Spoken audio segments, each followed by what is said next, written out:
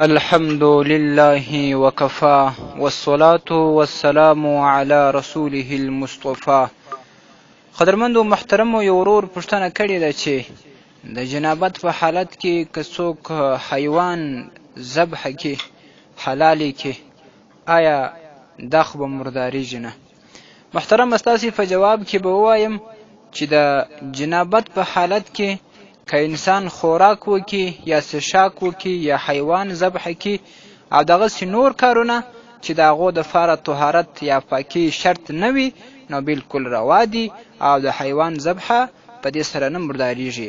مګر که څوک خوراک کوي او یا هم څښاک کوي نو د دغه د مخه چې دی د جنابت په حالت کې وي استنجا دې ووایي او یا دې اودس وکړي دا به د دپاره ډېر شوي، ځکه په صحیحینو کې د حضرت بیبي عایشه صدیقه رضی الله تعالی عنها څخه روایت راغلی چې رسول اکرم صلی الله علیه وسلم به چې کله د جنابت په حالت کې و نو هغه چې به یا خوراک کوئ او یا به د بېدېدلو اراده کوله نو لومړی به یې اودس وکئ، اودس به یې تازه کئ، بیا به یا خوراک کوه او یا به څښاک کوه، نو د هغه وروسته به که کله بېدېدی نو بیا به ویده سو.